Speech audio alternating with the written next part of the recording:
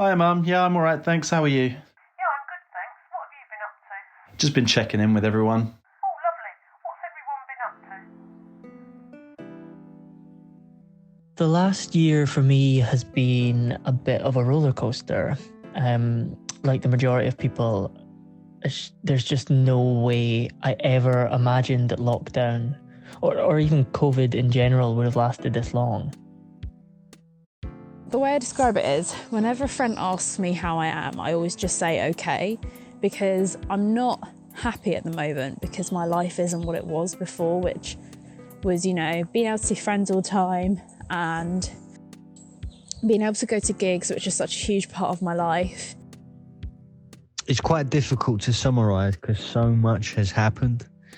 And it's such a big milestone, historical milestone, this is kind of what has happened is in many ways it's unprecedented. I mean, we've had viruses before, but the way this has come around and how it's affected us globally is different. At first, I was excited about lockdown. I think there was kind of this mysteriousness of the whole pandemic, which was really, I guess, scary. I was very fortunate to be in a position where I wasn't, in harm's way and had a good living situation that I was able to enjoy most of my lockdown. What I appreciated from the year is that it gave you a lot of time to think and be with yourself, which although was like a bad thing in a way because you were just sort of thinking over a lot of stuff and things like that, and sometimes that didn't put you in a very positive place, but it also got you to kind of really think about things and kind of think about yourself and like where you are with stuff. I think there was a lot of growth that happened. I kind of became more self-aware and also more self-confident, probably because I wasn't experiencing society and feeling pressure or whatever from the outside world. I was just enjoying my life. It's given me the time to focus on things like my personal photographic projects, for example, and other things I didn't really have the time to focus on and to develop. I honestly don't think there are many aspects of my life that I could say are the same as they were a year ago. This lockdown's been different to the first because I've been lucky enough to share it all with someone else. I've never really had a long-term relationship, so it's been a big learning curve spending 24/7 with someone for 7 or 8 months in a row. The first lockdown was a shock to the system and felt very much like, oh my God, there's no hope. We'll never have a vaccine. This is going to be our life forever. I'm never going to feel comfortable being in crowds ever again. We was all a lot more alarmed, wasn't we? It was all like, oh shit, what's going on? What's going to happen? And it was like the big unknown was facing us, and we didn't know how long we'd be in lockdown for and stuff like that. And then in this lockdown, it was very different because for the first few month and a half, I think I was by myself actually, that was the first time I'd actually lived by myself since my first year. At first it was exciting because you're like, I got the whole apartment to myself. And then it was lonely, I think I'm just used to it more. I feel like I'm better equipped to handle it. Honestly, in the first lockdown, I really did think, oh, this is just going to be a 3-week holiday. Just chill and rest and enjoy the time off. But now I feel like I honestly can't even remember what my job is like. It's just the novelty's kind of wore off, hasn't it? And we kind of got used to it and we're all a bit fed up. Knowing that all of these precautions now will kind of ensure that we can do stuff again. That was kind of what kept me strong in my resolve, I guess you could say.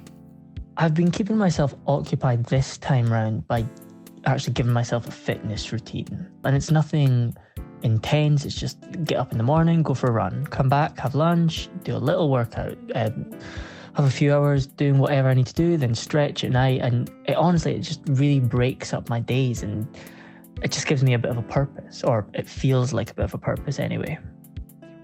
I very rarely get bored, to be honest. In any kind of situation, I always find something to stimulate my mind. I guess I just like simple things, I don't know. I've watched 8 seasons of Grey's Anatomy. So that is a real achievement in itself, to be honest. And job searching for parts of it, and then realising that like the job market was a bit shit, so like there was no point doing that. I just started learning guitar, although I did what every bisexual does and learn it for a month and then put it down again. I've been really focusing on my photographic projects, like this project I'm doing on South East London and stuff, and that's been keeping me very occupied because I shoot film as well. So there's the whole scanning process that I do myself. I do a lot myself. Music has basically been the thing that keeps me sane and occupied, and I basically listen to music from the moment I wake up till the time I go to bed, and it helps regulate my mood. It helps just me process everything. First thing I'm going to do once all the measures and restrictions are lifted, man, I'm keen to go for a dance. I want to go to heaven and have a dance, or anywhere and just have a dance, have a boogie, man. I really miss just being out on a dance floor and just sort of dancing the night away, and I don't know how long that's going to be until that happens again. I mean, I'd love to go dancing, but I just really want to dance, and there's been so much good music that's come out in the last year or so that is just so perfect for dancing. So for me, that's what I'm looking forward to the most, I think, is just being able to go out, jeans, sneakers, t-shirt, all that stuff, and just get, just completely leave it all on the floor and just enjoy each other's company. But I don't need to be in a big crowd. I always say I can't believe we used to just share air like that. There's quite a few things I don't miss, to be honest. I don't miss the busy streets of central London, or the busy tubes and the busy trains. As cliche or cheesy as it may sound, but it's genuinely just performing to a full audience in a theatre, no masks, no social distancing, just as normal. But yeah, going out and having a boogie and going to the cinema are probably my main two things, really. Oh, and hugging people, hugging strangers when you meet them for the first time or whatever, and it not being a problem. I'm going to roll myself down to the nearest pub and drink loads. I will lick every single handrail in London Underground. I'm joking. Please don't include that in the final video. A couple things. I think one will sort of be to kind of go around to a friend's house and like sleep over and do fun stuff like that. Another will be to be in coffee shops and to kind of just to be able to sit in a coffee shop and just sort of chill, have dinner with friends, stuff like that. A lot of it is centered around friends. Also to sleep over at my sister's with, because we've not been able to do that, and I used to do that quite a lot before the lockdown. I want to travel.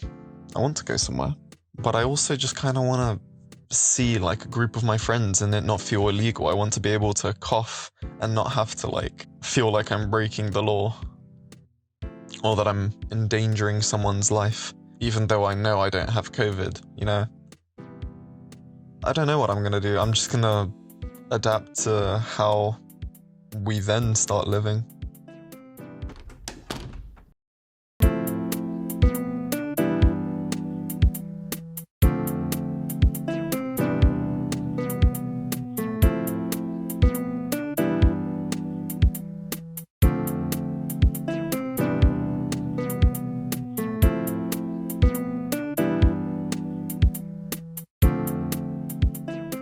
Everyone seems to be doing okay, better than this time last year anyway. I think we're all just getting used to the way the world is now, making up for lost time with the people that we love, and doing our best to keep each other safe. I think we just need to take it slow as we wander back out into the world, and we all just try to enjoy a slice of reality.